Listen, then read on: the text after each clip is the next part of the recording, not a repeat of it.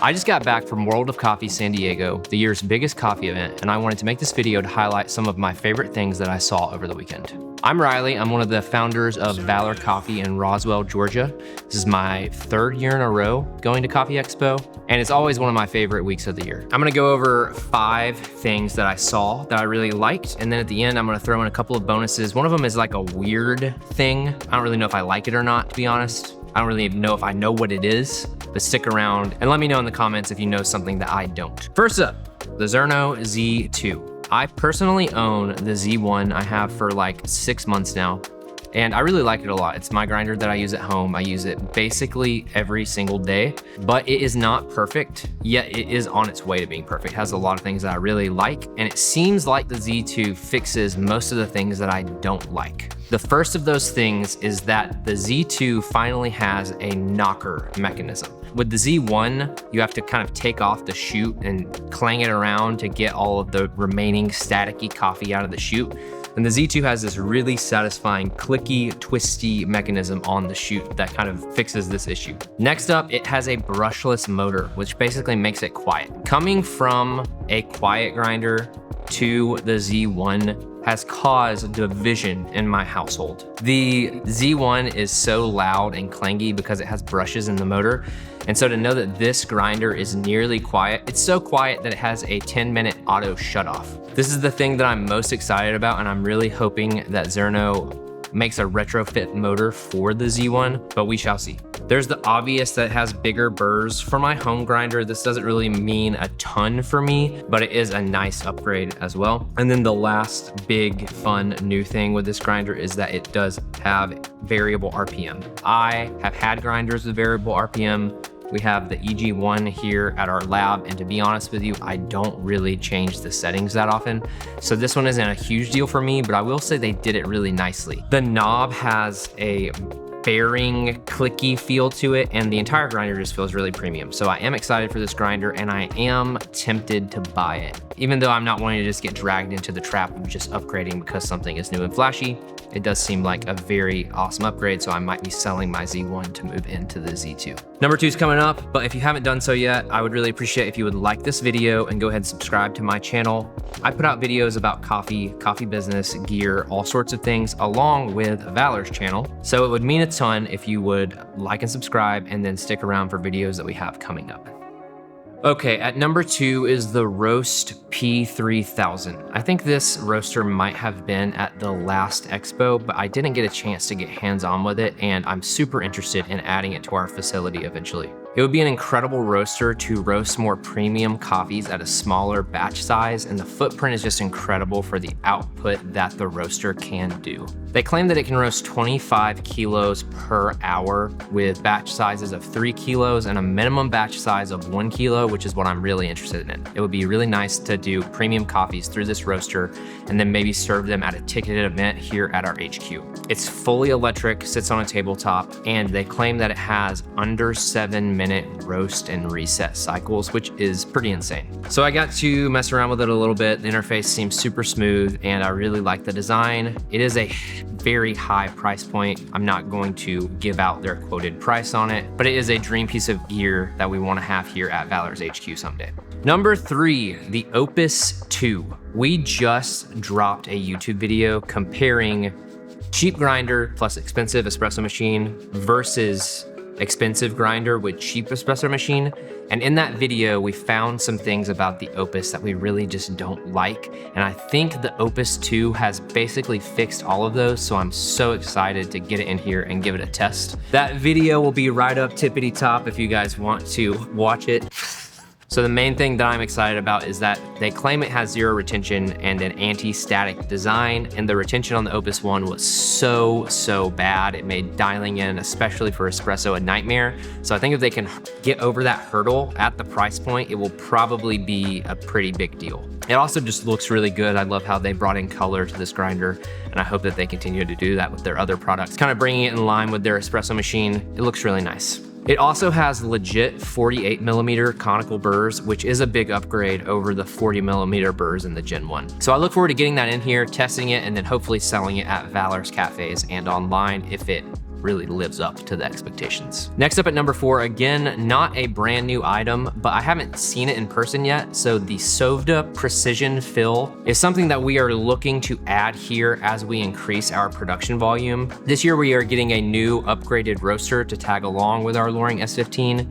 It is a Loring S70, and with getting a roaster that's this big, it basically assures that we can no longer hand scoop our bulk coffee. We've been getting away with Acaia's bean dosers for our retail so far, but basically we're gonna have to find a way to keep up with the production that our new roaster setup is gonna be able to produce. So to be able to look at this gear that's gonna cost us tens of thousands of dollars is one of the best things about Expo. I wouldn't have a way of getting my hands on a machine like this without going out of my way to a roaster friend who is out of state from us. So I was excited to get my hands on this, see the lifts in action, see the fill in action, and it really assured me that I'm comfortable with paying the price for these machines. Last up at number 5, it's not a product, but I wanted to just highlight some of the marketing that we saw. World of Coffee is such a good place to put your brand on display, and this is what some of the companies that are bigger than us, a little further along, do really well. That is, inspiring for me. I think my favorite booth of the weekend was Dayglow's booth. It was in the corner of the showroom floor, and they were showcasing this new, I guess, product collab, brand collab called AMO. Guys, it's me from the future. It's amo, like te amo, like Spanish word, love. I was tired, okay? Wasn't thinking straight. It is a collab with WWE wrestlers Seth Rollins and Rebecca Quinn, but the way that they were presenting the booth was really cool. On one side, they were serving drinks, kind of typical setup, selling some retail coffee.